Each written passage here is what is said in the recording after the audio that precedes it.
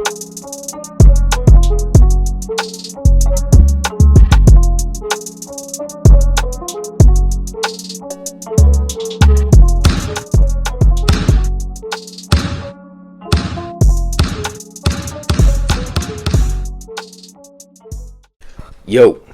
what's up?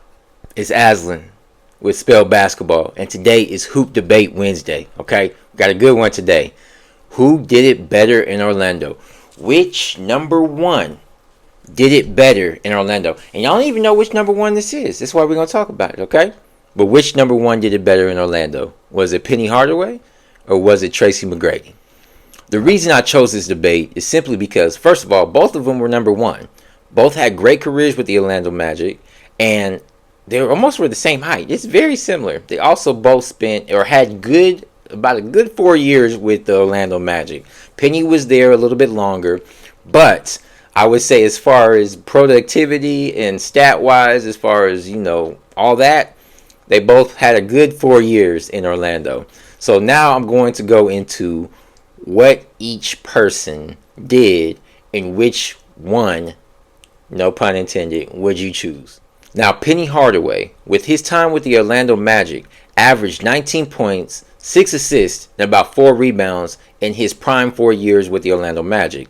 Now, mind you, Penny did reach the NBA Finals, whereas Tracy McGrady didn't reach the NBA Finals until he was about to retire with the San Antonio Spurs, and LeBron James and Ray Allen had to not get Tracy his ring that he could have gotten. But that's besides the point. Penny Hardaway did not win a ring with the Orlando Magic, but he did get to the championship with them, where they were, I believe they were swept by the Houston Rockets in the finals that year.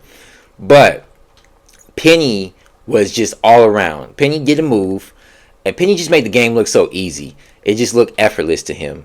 He did a move. It was like a half spin, step back jumper, and I tried to do it one game, and it was a half spin, fall back, and no jumper was performed. Okay, but Penny's effect on the game was just amazing. The way he was able to get the other players involved, get his shooters involved, Brian Shaw, Dennis Scott, Nick Anderson, and how he was able to feed Shaq and, going down the lane, posting up, running the court, whatever it was. Penny just had an all-around game when it came to his style and his play. And so Penny was one of those people who were really unstoppable, but his stats don't really show it. But Penny was a very unstoppable force when you look at his game and how he played the game of ball. Also, Penny, this is another thing that was very similar to these two players, was Penny's injuries really derailed him from having a great career. One of the what ifs is, had Penny not gotten injured, Tracy McGrady comes in a couple years later.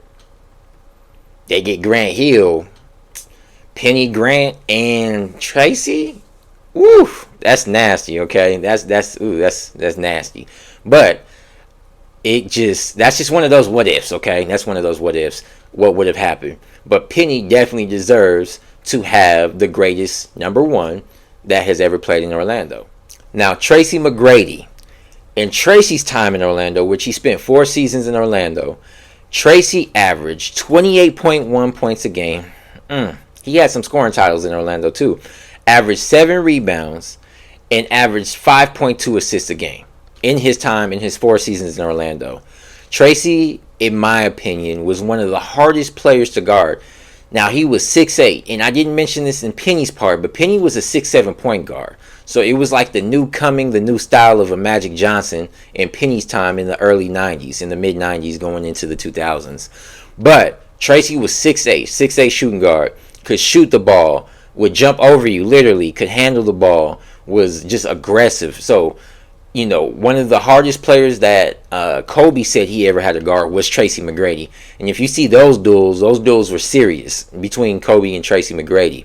But in that time, if we're talking about statistically, now Tracy didn't really start having injuries until he really got to Houston. And even in Houston, he had some really good times. He had some really good days in Houston, partnered with, Yao Ming, Shane Battier, Rayford Alston, a few of those players that he played with, later Steve Francis. But Tracy was always that guy. At one point, Tracy McGrady was my favorite player, and so I really enjoyed watching Tracy McGrady. But if we're talking about statistics and the time of the game, because Penny should have been in his prime around the same time that Tracy McGrady was in, but again, injuries just really derailed Penny, so we never really got to see the potential of that matchup, or if they had even were able to play with each other. But statistically, Tracy McGrady takes the cake. He averaged more points. He averaged almost 10 more points than Penny Hardaway. He averaged more. He almost averaged the same amount of assists. It was about one assist more that Penny averaged in his time in Orlando. And then also, Tracy averaged more rebounds than Penny Hardaway, with 2 or 3 more rebounds than Penny did. So statistically, if you were going to choose who the best number 1 was in Orlando, you would have to go with Tracy McGrady. But if you look at the overall significance and importance of number 1 to a team, I would have to go with Penny Hardaway. Now, Penny Hardaway, again, like I said, was, prior to Michael Jordan coming back, the Orlando Magic were the team to beat in the Eastern Conference during that time. Now, we get it. We hear you. Penny and Shaq, they beat Michael Jordan in the... Sorry, the fly's trying to get in the way. Penny and Shaq did beat Michael Jordan and the Chicago Bulls in the 94-95 playoffs. However, this was a Michael Jordan who had just come back from playing baseball, didn't get much time to work out basketball shape, so was an out-of-shape Michael Jordan with the Bulls team who had been struggling all year long. Now, that's not taking any credit away from the Orlando Magic, because the Orlando Magic had a very dominant team in the East that year. But as we saw the next season, the Orlando Magic, Penny Hardaway, Shaq, Nick Anderson, that whole squad were swept by the Chicago Bulls when Michael Jordan had the opportunity to get back in shape, and they had that camaraderie with adding Dennis Rodman to the team. Even though Orlando did have Horace Grant, who had played with Chicago previously the previous 6 years. So it's here or there, but Penny's gone further than Penny's gone further than Tracy did on a team as the main player or one of the main players. But statistically, Tracy McGrady showed out. Okay, so I'm gonna leave this debate to y'all. Y'all let me know, who would you have rather had? Would you have rather had Prime Penny or Orlando T-Mac? I would have rather had Orlando T-Mac shoes. I used to love those shoes. The T-Mac, man, I love the sparkly blue ones. And then he came out with the sparkly red ones. They were just amazing. But also, if we're talking about shoes, here's a fun fact. The only other player who Michael Jordan wore their shoes throughout his entire career was Penny Hardaway. I don't know if y'all knew that, did you? However, yes. All right. Well, that is the debate for today. I will talk to y'all soon. We'll see you next week.